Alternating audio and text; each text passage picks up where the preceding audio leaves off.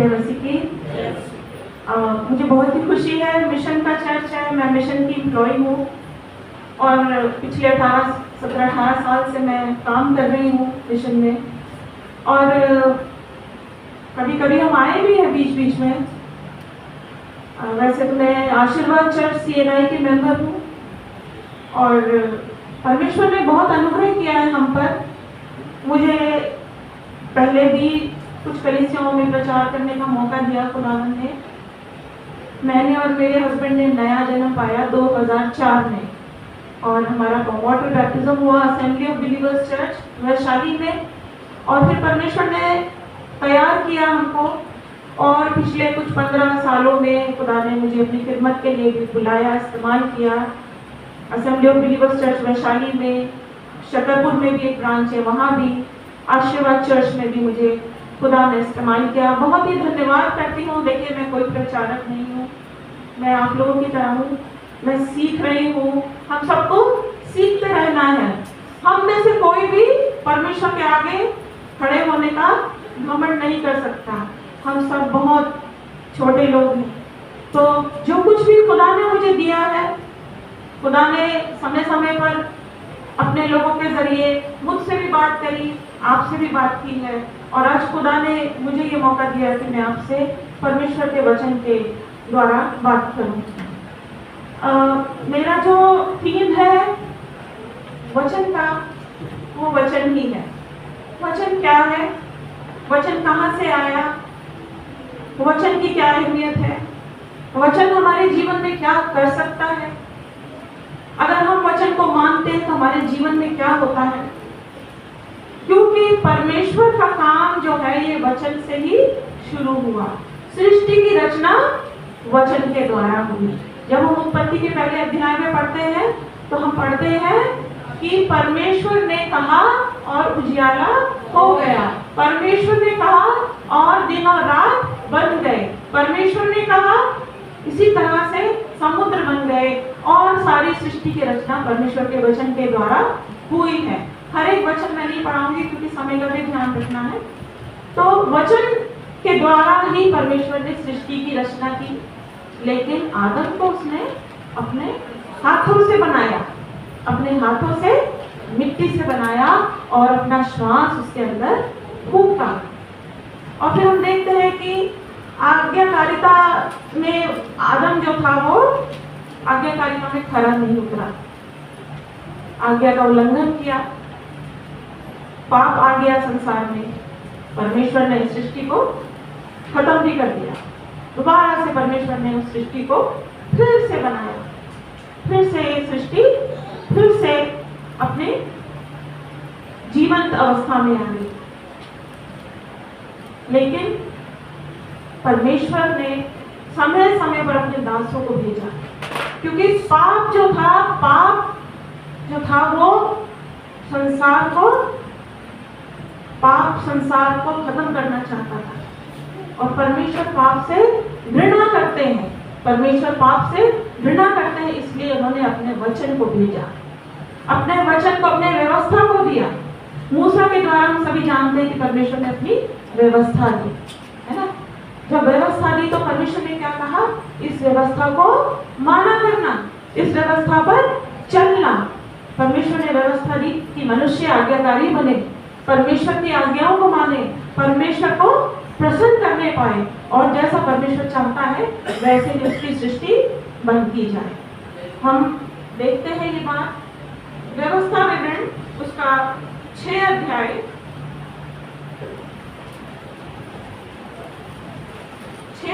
और उसकी 1 से 9 आयत में यही लिखा है कि वो ये आज्ञा और ये विधियां और ये नियम है जो तुम्हें सिखाने को तुम्हारे परमेश्वर यहोवा ने आज्ञा दी है कि तुम उन्हें उस देश में मानो जिसके अधिकारी होने को पार जाने पर हो। और लिखा है, और तू और तेरा बेटा, परमेश्वर मूसा से बात कर रहे हैं और इस तरह से कह रहे हैं कि और तू और तेरा बेटा और तेरा पोता यहोवा का भय मानते हुए उसकी उन सब विधियों और आज्ञाओं पर जो मैं तुझे सुनाता हूँ अपने जीवन भर चलते हैं, जिससे तू बहुत दिन तक बना रहे। परमेश्वर का वचन इसलिए आया कि हम सब बने रहें, हम सब जीवित रहें। आगे वचन कहता है 3री आयत में, हे इस्राएल सुन और ऐसा ही करने की चौकसी कर, इसलिए कि तेरा भला हो। तेरे पितरों के परमेश्वर यहोवा के वचन के अनुसार उस देश में जहां दूध और मधु की धाराएं बहती हैं तुम बहुत हो जाओ। अगर तुम ये वचन पे चलोगे तो परमेश्वर का वचन कहता है, हे इस्राएल सुन, मैंने तेरे लिए बहुतायत की आशीष रखी है। दूध और मधु की धाराओं के देश में मैं तुझे ले जाना चाहता हूँ। 4री आयत कहती है, इस्राएल सुन, यहोवा हमारा परमेश्वर है, यहोवा एक ही है। तू अपने परमेश्वर यहोवा से अपने सारे मन, सारे जीव और सारी शक्ति के साथ प्रेम रखना। और ये आज्ञा जो मैं तुझे सुनाता हूँ वो तेरे मन में बनी रहे, तेरे मन में बनी रहे। ये आज्ञाएं जो सुनाई जाती हैं परमेश्वर के दासों के मुख से, ये आज्ञाएं जो हम पढ़ते हैं परमेश्वर के वचन में, ये हमारे मन में बनी रहे। और तू इन्हें अपने बाल बच्चों को समझाया और सिखाया करना। और घर में बैठे, मार्ग में चलते, लेटते उठते इनकी चर्चा किया करना। यानी कि परमेश्वर का जो वचन है हमारे जीवन का ऐसा हिस्सा है जो लगातार हमारे जीवन में रहना चाहिए, ये बने रहना चाहिए। और इन्हें अपने हाथ, 8वीं आयत में लिखा है, और इन्हें अपने हाथ पर चिन्ह के रूप में बांधना, और ये तेरी आंखों के बीच टीके का काम दे, और इन्हें अपने अपने घर के चौखट की बाजू और अपने फाटकों पर लिखना। ये परमेश्वर का वचन है। परमेश्वर का धन्यवाद उस सुंदर वचन के लिए। उसने हमें बताया है कि ये जो विधियां, ये नियम है, ये हमारी भलाई के लिए, हमारे सुख के लिए, हमारे कुशल के लिए, हमें महफूज रखने के लिए, हमारी रक्षा के लिए दिए हैं परमेश्वर ने। इसके आगे उल्लंघन की चेतावनी भी है, लेकिन उल्लंघन की बात अभी नहीं मैं करूंगी। मैं सिर्फ वचन की बात कर रही हूँ आज कि वचन हमारे लिए क्या कर सकता है। हम देखते हैं मूसा के द्वारा परमेश्वर ने व्यवस्था दी, उसके बाद बहुत से भविष्यवक्ताओं के जरिए परमेश्वर ने अपने लोगों से बात की। हम जानते हैं अभी यिर्मयाह भविष्यवक्ता का वचन हमने पढ़ा है। खुदा ने अपना वचन दिया कि जा मेरे लोगों से बात कर। यशायाह को भेजा, शमूएल को भेजा, अपने नबियों को भेजा जो वो परमेश्वर के नाम से, उसकी सामर्थ से आश्चर्य कर्म करते थे। एलीशा को भेजा। हम सब देख रहे हैं बहुत से भविष्यवक्ताओं की पुस्तकें, हम ये जो वचन पढ़ रहे हैं ये सब पवित्र आत्मा की प्रेरणा से लिखे हुए वचन है जो उसने अपने दासों को, अपने भविष्यवक्ताओं को, अपने नबियों को दिए कि मेरा ये वचन मेरे लोगों तक पहुंचाओ। उसके बाद हम नए नियम में देखते हैं जब 400 साल तक, मलाकी और मती के बीच में 400 साल तक खुदा ने किसी से बात नहीं की, परमेश्वर ने किसी से बात नहीं की। बहुत से नबी मार डाले गए, बहुत से भविष्यवक्ता मार डाले गए। जब परमेश्वर ने देखा कि ये मेरे भविष्यवक्ताओं को, मेरे नबियों को मार डालते हैं, तो उसने अपने निज पुत्र को भेजा, प्रभु यीशु मसीह को। प्रभु यीशु मसीह जब आए तो प्रभु यीशु मसीह के द्वारा हमने उद्धार पाया, पापों की क्षमा पाई। उसके बलिदान के द्वारा, उसके लहू के द्वारा हम शुद्ध और पवित्र हुए। और प्रभु यीशु मसीह के लिए जब हम पढ़ते हैं यूहन्ना उसके पहले अध्याय में, उसकी पहली आयत में हम पढ़ते हैं तो लिखा है, आदि में वचन था, वचन परमेश्वर था और वचन परमेश्वर के साथ था, और यही आदि में परमेश्वर के साथ। और जो कुछ भी उत्पन्न हुआ सब कुछ उसी के द्वारा उत्पन्न हुआ। 14वीं आयत कहती है, वचन देहधारी हुआ। ये कौन सा वचन है जो देहधारी हुआ है? ये प्रभु यीशु मसीह है। ये जो वचन देहधारी हुआ है ये कौन है? प्रभु यीशु मसीह। तो ये वचन, ये कोई कागज की किताब नहीं है मेरे प्रियो, ये कोई इतिहास नहीं है, साधारण इतिहास नहीं है, ये कोई कहानी नहीं है, ये जीवित प्रभु यीशु मसीह है हमारे बीच में। हालेलुया। जब यीशु मसीह का जन्म हुआ तो यूहन्ना ने, और जो कुछ भी उत्पन्न हुआ सब कुछ उसी के द्वारा उत्पन्न हुआ। 14वीं आयत कहती है, वचन देहधारी हुआ। ये कौन सा वचन है जो देहधारी हुआ है? ये प्रभु यीशु मसीह है। ये जो वचन देहधारी हुआ है ये कौन है? प्रभु यीशु मसीह। तो ये वचन, ये कोई कागज की किताब नहीं है मेरे प्रियो, ये कोई इतिहास नहीं है, साधारण इतिहास नहीं है, ये कोई कहानी नहीं है, ये जीवित प्रभु यीशु मसीह है हमारे बीच में। हालेलुया। जब यीशु मसीह का जन्म हुआ तो यूहन्ना ने इस तरह से लिखा कि सच्ची ज्योति जो जगत को प्रकाशित करने के लिए थी, वो सच्ची ज्योति कौन है? यीशु मसीह। लेकिन अंधकार ने उसे ग्रहण नहीं किया, लेकिन जितनों ने भी उसे ग्रहण किया उसने उनको क्या अधिकार दिया? परमेश्वर की संतान होने का। तो हम जितने भी यहाँ बैठे हैं, क्या हम सब परमेश्वर की संतान हैं? क्या कह सकते हैं कि हमारे जीवन में वचन देहधारी हुआ है ना? एक तो यीशु मसीह के द्वारा देहधारी हुआ और एक वचन देहधारी हुआ मेरी देह में। जब वचन वास करने लगता है, मेरे हृदय में, मेरी आत्मा में वचन जब वास करने लग जाता है, जब वचन के अनुसार मेरा चाल चलन बदलने लगता है, जब वचन के अनुसार मेरी बोलचाल बदल जाती है, जब वचन के अनुसार मेरा बातचीत और मेरा व्यवहार बदल जाता है, जब मेरे विचार बदल जाते हैं, जब मेरा आचरण बदल जाता है, तो वचन मुझ में देहधारी होता है। क्योंकि ग्रंथियों में लिखा है कि तुम मसीह की जीवित पत्रियां हो। पढ़ा है आप लोगों ने, सुना है? तुम मसीह की जीवित पत्रियां हो। तो हम सब जिंदा कलाम की एक तस्वीर है। खुदा ने हमें अपना वचन दिया है और उस वचन के द्वारा हम जीवित हैं। परमेश्वर का धन्यवाद उस सुंदर वचन के लिए। मैंने एक छोटी सी स्टडी करी गूगल पे। मैंने बाइबल के बारे में मैं देखना चाहती थी कि ये पवित्र पुस्तक के बारे में हमारा ये जो साइंटिफिक वर्ल्ड है वो क्या कहता है। तो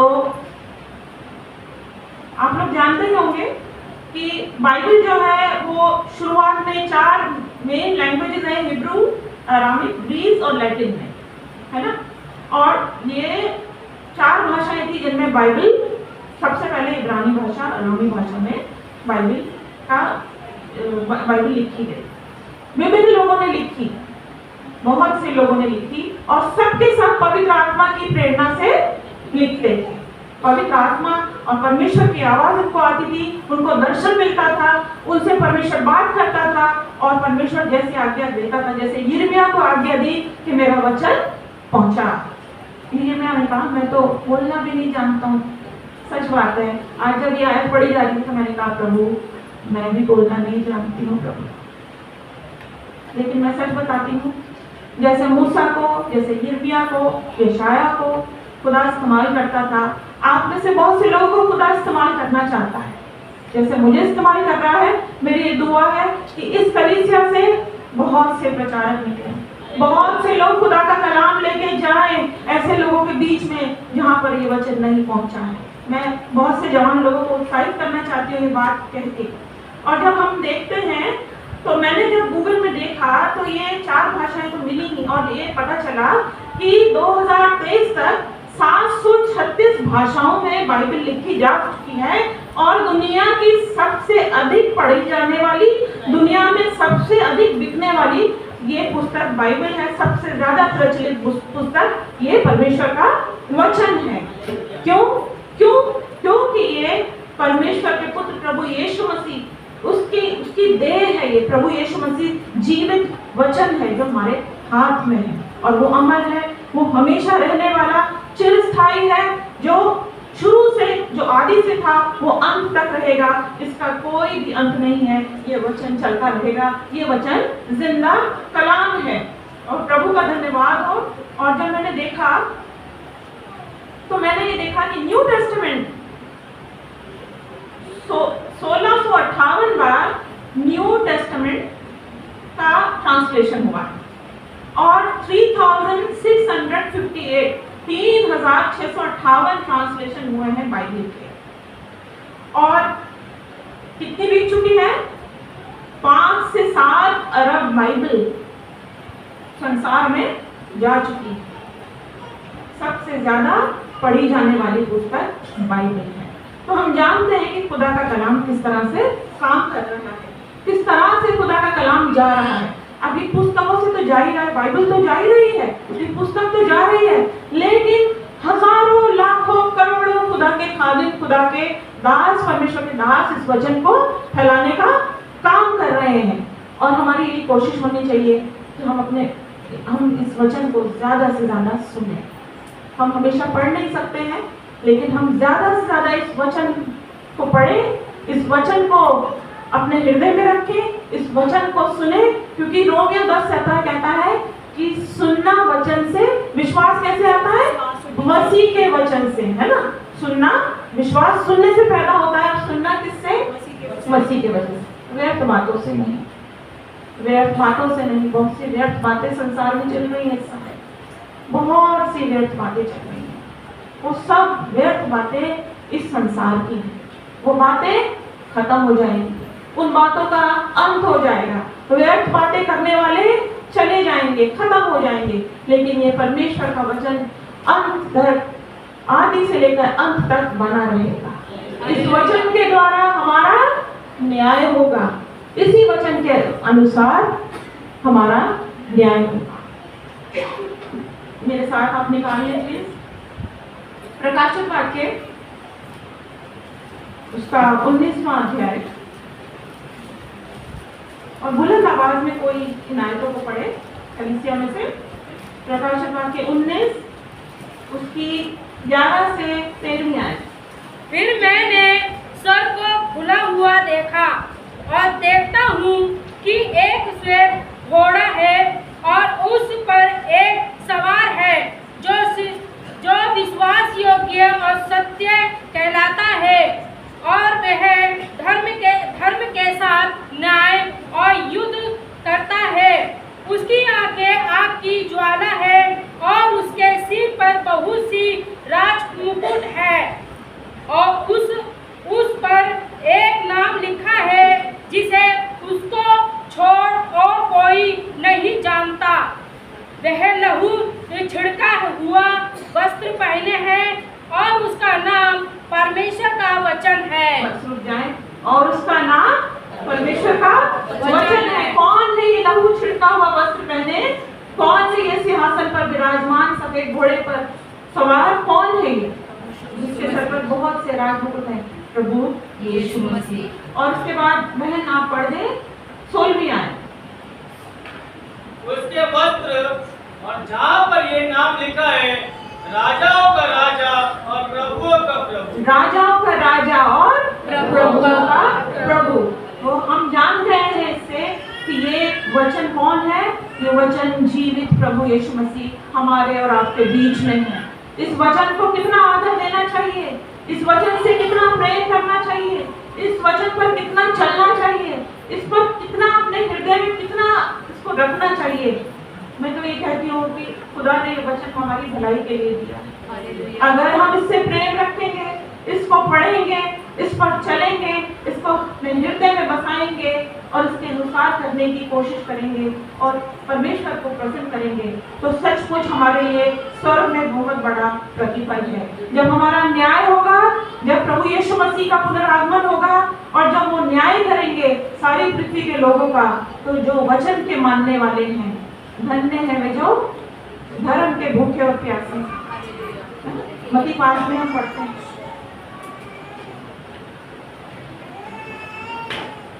खुदा के लोगों, आप में से कोई ऐसे हैं जिसने उत्पत्ति से लेकर प्रकाशित वाक्य तक पूरी बाइबल पढ़ी है? जरूर होंगे, बहुत से होंगे, मैं जानती हूँ बहुत से लोग हैं। लेकिन हमारे चर्च में, आशीर्वाद चर्च में एक बार एक ग्रुप आया, वो सेविकाई कर रहे हैं बाइबल की गिडियन से, और उन्होंने हमसे एक सवाल पूछा कि कितने लोग ये दावा करते हैं कि बाइबल का पहला पर्चा जो उत्पत्ति का है और प्रकाशित वाक्य का आखिरी पर्चा, वहां तक कवर टू कवर बाइबल किसने पढ़ी है? बहुत कम हाथ उठे, बहुत कम हाथ उठे। और बाइबल हम सब पढ़ते हैं, बीच में से हमने बहुत सा वचन पढ़ा है, लेकिन मेरे मन में उस दिन ये सवाल उठा कि तूने क्यों नहीं पढ़ा शुरू से आखिर तक? मेरे मन में ये सवाल उठा। मुझे बहुत अच्छा लगता है बाइबल पढ़ना, मेरा दिल करता है बाइबल को कितना भी सुन लें, कभी भी हम परफेक्ट नहीं हो सकते, कभी भी हम परफेक्ट नहीं हो सकते। इसके लिए वचन सुनकर उसका अभ्यास करना, उसको अमली जामा पहनाना, उसको अपने आचरण में उतारना, अपने व्यवहार में, अपनी बोली में, अपनी सोच में उतारना बहुत जरूरी है। तभी हम मसीह की जीवित पत्रियां बन सकें। कुछ बातें मैं आपके साथ और बांटना चाहूंगी परमेश्वर के वचन को लेकर। हम सब जानते हैं भजन संहिता 119 में, जो कि बहुत ही लंबा एक भजन संहिता है, 176 से भी ज्यादा आयत है शायद इसमें, तो उसमें व्यवस्था के बारे में बहुत सुंदर लिखा है। और ये लिखा है कि परमेश्वर का वचन मेरे कदमों के लिए उजियाला और मेरी राहों के लिए दीपक है। अगर आप खुदा के वचन में चल रहे हैं तो आप रोशनी में चल रहे हैं, आप अंधकार में नहीं हैं, आप दुष्ट के वश में नहीं हैं। अगर आप चाहते हैं कि पाप आप पर प्रभुता ना करे, दुनिया की व्यर्थ बातें आपके जीवन में काम ना करें, क्योंकि वो दुष्ट तो घात लगाए बैठा है। जब हम वचन से हटते हैं, जब हम आज्ञाकारिता से हटते हैं, तो दुष्ट हमें पकड़ने की कोशिश करता है। तो वचन में बने रहे। प्रभु यीशु मसीह ने कहा, तुम मुझ में बने रहो और मेरी बातें तुम में बनी रहे, तो तुम जैसा चाहोगे तुम्हारे लिए हो जाएगा। प्रभु यीशु मसीह ने कहा, अगर तुम मुझसे प्रेम रखते हो तो मेरी आज्ञाओं को मानो। तो ये आज्ञाएं, ये वचन ही। परमेश्वर का वचन क्रियाशील है, वे मन के विचारों को जांचता है। परमेश्वर का वचन हमारी आत्मा और प्राण और संधि और मज्जा तक गहरा देख जाता है। ये वचन आत्मिक भोजन है, ये जीवन की रोटी है। परमेश्वर का वचन जीवन की रोटी है और आत्माओं को नया करने की शक्ति है ये वचन। ये सिर्फ कोई साहित्य नहीं है।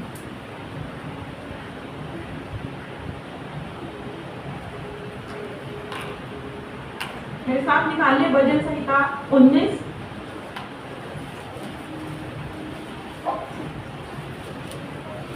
और उसकी पहली आयत पढ़ते हैं।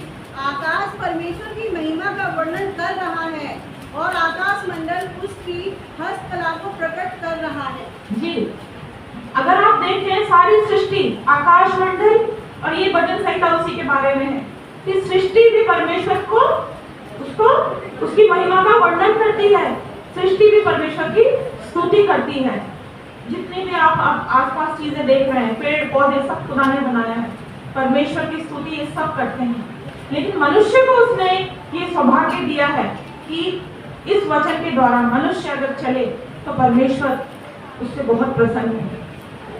लिखा है, अब जो प्रभु यीशु में वो नई सृष्टि है, यानी कि जो वचन में है वो नई सृष्टि है। वचन हमें नया बनाता है, हमारे हृदय को नया बनाता है। परमेश्वर का वचन ये हमें जीवन देता है और ये हमें बुद्धिमान बनाता है। मेरे लिए पढ़ने हैं 2 तीमुथियुस का 3 अध्याय और 14 से 17 आयत। 2 तीमुथियुस 3 अध्याय 14 से 17 आयत। और तू उन बातों पर जो तूने सीखी है और विश्वास किया है, ये जानकर दृढ़ बना रहे कि तूने उन्हें किन लोगों से सीखा है और बचपन से पवित्र से जाना हुआ है, जो तुझे मसीह पर विश्वास करने से उद्धार प्राप्त करने के लिए बुद्धिमान बना सकता है। संपूर्ण पवित्रता परमेश्वर की प्रेरणा से रचा गया है और उपदेश और समझाने और सुधारने और धार्मिकता की शिक्षा के लिए लाभदायक है।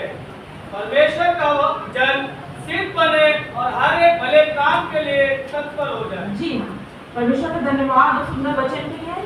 तो ये वचन इसलिए लिखा गया है कि हम विश्वास में दृढ़ बने, हम बुद्धिमान बने, हम अपने बच्चों को समझाने के लिए, सुधारने के लिए और उनको धर्म की शिक्षा के देने के लिए इस वचन का इस्तेमाल करें, क्योंकि ये लाभदायक है।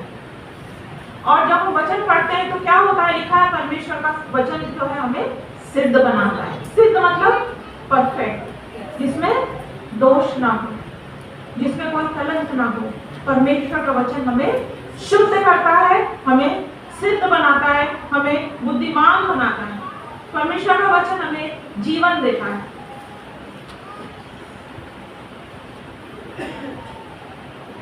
परमेश्वर का वचन सत्य को प्रकट करता है। प्रभु यीशु मसीह ने कहा तुम सत्य को जानोगे और सत्य तुम्हें स्वतंत्र करेगा, आजाद करेगा, तुम्हारे बंधनों को खोलेगा, तुम्हें चंगा करेगा। वचन हमें चंगा करता है, हर एक अच्छे काम के लिए तैयार करता है।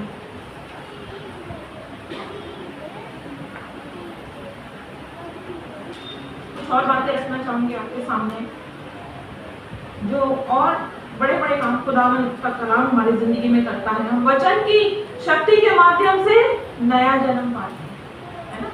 जब हम विश्वास करते हैं, वचन को सुनते हैं, तो पवित्र आत्मा हमें हिदायत करता है, हमें बताता है हमारा, क्योंकि वचन जो है पवित्र आत्मा के बिना काम नहीं कर सकता। वचन तभी काम करेगा जब पवित्र आत्मा वहां पर मौजूद हो। हम देखते हैं प्रेरितों के काम में कि किस तरह से पेंटिकोस्त के दिन जब वो विश्वासी लोग प्रार्थना कर रहे थे और परमेश्वर का पवित्र आत्मा उन लोगों पर आया और किस तरह से वो अन्य अन्य भाषा बोलने लगे, और वहीं पर उसी दिन कलीसिया तैयार हो गई। उस दिन कलीसिया तैयार हुई। तो ये पवित्र आत्मा की शक्ति है जो वचन को फैला रही है, जो वचन को मानने में, सुनने में, समझने में हमारी सहायता करती है। तो हम पवित्र आत्मा के वजह से हम दोबारा नया जन्म पाते हैं। अगर हमने विश्वास किया है, अनुग्रह के द्वारा हमारा उद्धार हुआ है, अगर हमने विश्वास किया है और हमने बपतिस्मा लिया है, तो हमें पवित्र आत्मा जरूर मिलेगा।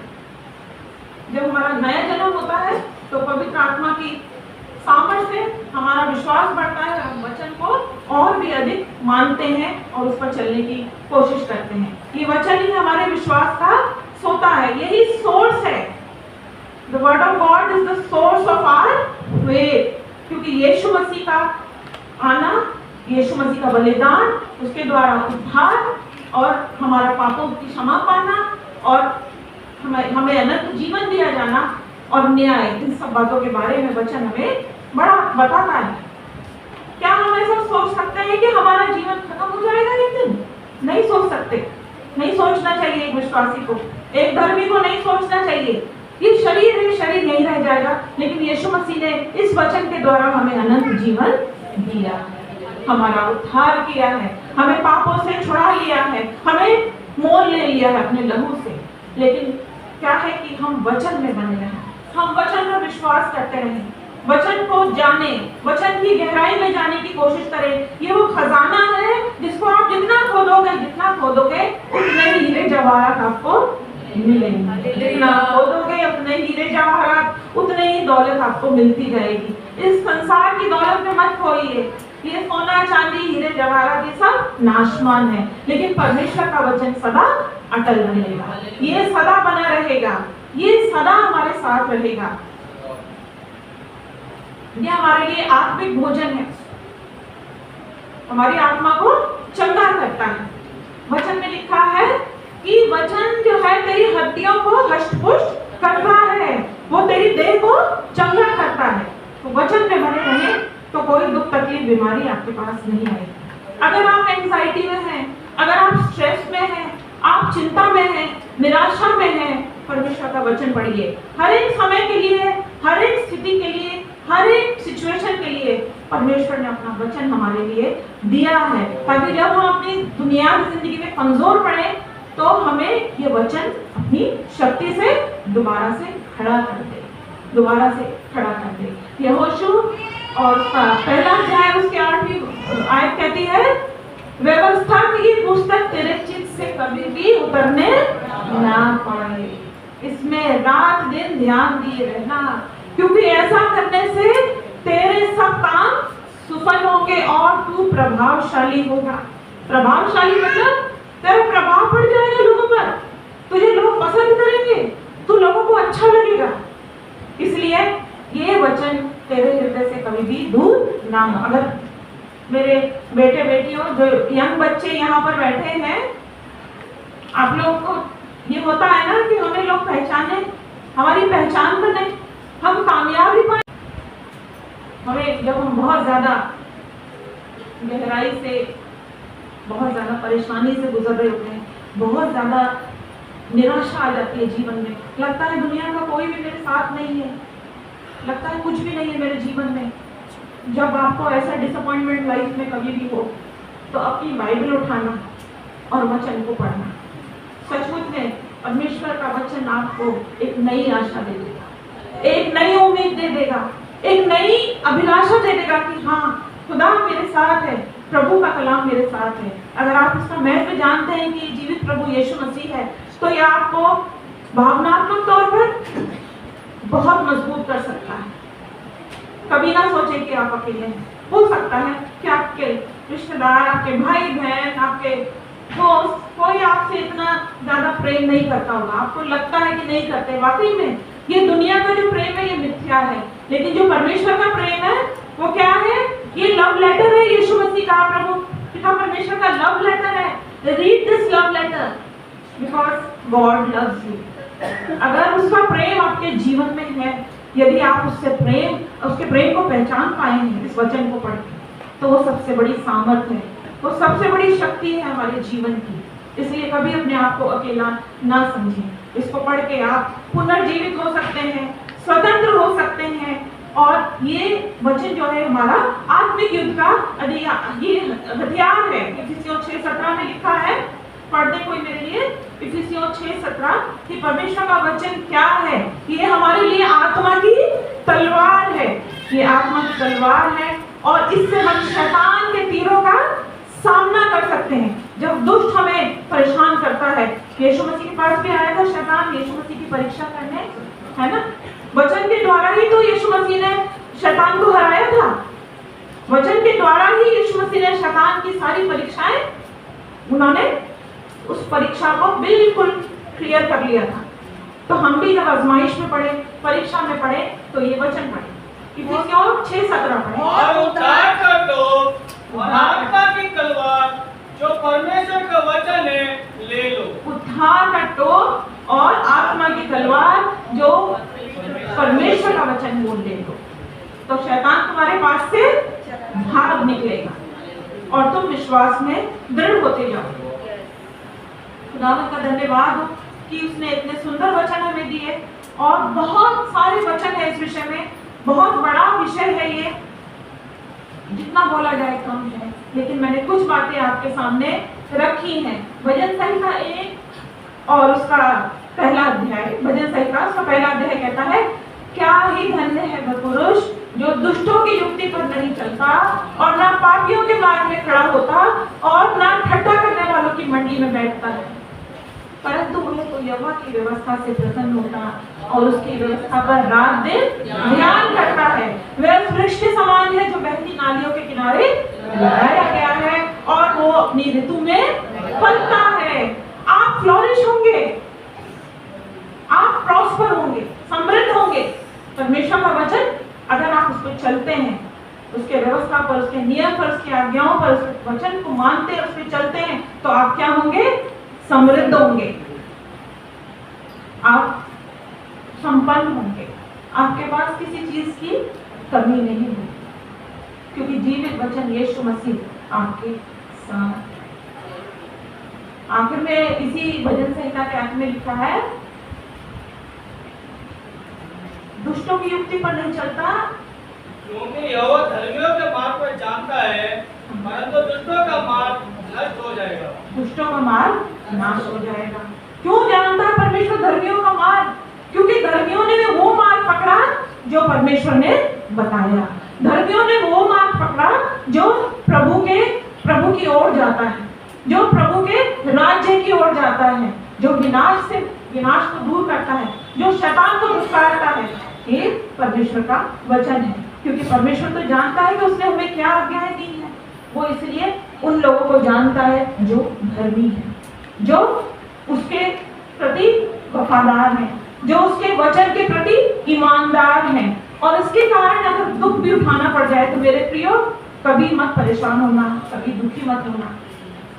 अगर इस वचन के कारण आपके ऊपर कभी दुख आ जाए या कोई ऐसी परेशानी आ जाए तो कभी परेशान मत होना, क्योंकि जो इस वचन पर चलेगा वो कभी हारेगा नहीं। उसे परमेश्वर ने विजय कर दिया है, उसे परमेश्वर ने चुन लिया है अपने राज्य के लिए।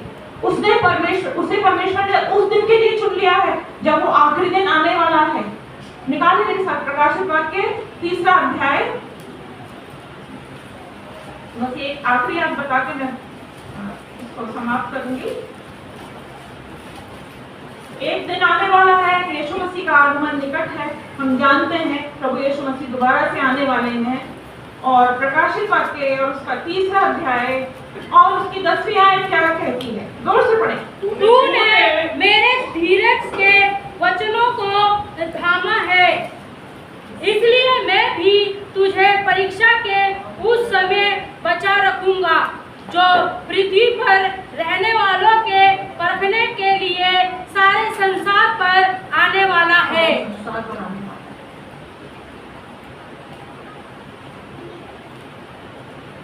तो हम देखते हैं कि किस तरह से खुदा का कलाम हमें एश्योरेंस दे रहा है कि तूने मेरे धीरज के वचन को थामा। तूने धीरज धरा, क्योंकि धीरज धरने की शक्ति किसने दी? प्रभु के वचन ने। तूने मेरे धीरज के वचन को थामा है, इसलिए मैं भी तुझे परीक्षा के उस समय बचा रखूंगा जो पृथ्वी पर रहने वालों के परखने के लिए सारे संसार पर आने वाला है। आगे लिखा 11वीं आयत में, शीघ्र ही आने वाला हूँ, जो कुछ तेरे पास है उसे थामे रहे कि कोई तेरा मुकुट छीन ना ले। तो परमेश्वर के प्रिय लोगों, यदि आप वो मुकुट पाना चाहते हैं जो स्वर्ग में जाने के बाद, जो प्रभु के उपस्थिति में, जब हम प्रभु को आमने सामने देखेंगे, जब हम प्रभु के दर्शन करेंगे, जब हम प्रभु को निहारेंगे, तो उस समय हमारा न्याय होगा। और जो उस न्याय में प्रभु के वफादार निकलेंगे, प्रभु की आज्ञाओं को मानने वाले निकलेंगे, प्रभु के प्रिय लोग जो हैं, जिनको खुदावन पहचानता है कि ये मेरे बच्चे हैं क्योंकि ये मेरी आज्ञाओं को मानते हैं, उस दिन उनके लिए एक मुकुट है। वो मुकुट कोई आपसे छीन ना ले। इसलिए उस मुकुट के लिए हम तत्पर हो जाएं। हम अपनी दौड़ को ऐसे दौड़ें कि हम जीते, हम हारे नहीं। इसलिए परमेश्वर के वचन में बने रहिए, रात दिन पढ़िए, अपने बच्चों को सिखाइए, अपने हृदय में रखिए, अपने घर में लिख कर लगाइए, परमेश्वर की आज्ञाओं को अपने साथ रखिए और देखिए आपका जीवन कैसे बदलता है, कैसे आशीष आपकी जिंदगी में आती है, कैसे दुख भाग जाता है, कैसे शांति आपके जीवन में आती है, कैसे परमेश्वर के प्रेम को आप अनुभव करते हैं। कभी आप अकेले हो तो आपको लगेगा आपका कोई नहीं है, लेकिन एक सामर्थ है, प्रभु की सामर्थ जो आपको शक्ति देगी, सामर्थ देगी। लोग आपको बेवकूफ समझते होंगे, लेकिन अगर आप ये वचन पढ़ते हैं तो ये वचन आपको बुद्धिमान बना देगा, ये आपको सम्मान देगा, ये वचन आपको संपन्न करेगा, आपको समृद्धिशाली बनाएगा और सबसे अधिक ये परमेश्वर के राज्य में आपको स्थान देगा। जब न्याय का समय आएगा तो आप दंड के नहीं, आप परमेश्वर के प्रेम के भागी होंगे, क्योंकि हम सब नई सृष्टि हैं। तो इस वचन की महिमा हो, ये वचन हमारे जीवन में हमेशा बना रहे, ये वचन हमसे कभी अलग ना हो। अपने हृदय में इसको बसा के रखिए। एक समय आ सकता है कि ये वचन उठा लिया जाएगा, एक समय आने वाला है कि ये वचन उठा लिया जाएगा। हम देख रहे हैं हमारे चारों तरफ संसार में क्या हो रहा है। परमेश्वर के काम को रोकने के लिए दुष्ट की शक्तियां काम कर रही हैं, लेकिन जो वचन मैंने हृदय में लिख लिया, जो वचन मेरे हृदय रूपी पट्टियों पे लिख लिया गया है, वो वचन मेरे अंदर जिंदा है, वो वचन जीवित है और वो वचन मेरे साथ है। वो वचन मुझे बचाएगा और मेरे जीवन से आखिर तक परमेश्वर की महिमा होती रहेगी। सारा आदर महिमा इज्जत जलाल मैं अपने पिता परमेश्वर को, प्रभु यीशु मसीह को और पवित्र आत्मा को देती हूँ और इस वचन के लिए प्रभु की बहुत बहुत स्तुति करती हूँ। जो अकेले लोगों के लिए, जो अकेले में है, जो निराशा में, उनके लिए जीवित आशा ये है। इसके साथ रहिए, इसको पढ़िए, इससे प्रेम। प्रभु आप सबों को बहुत से आशीष दे। Praise the Lord.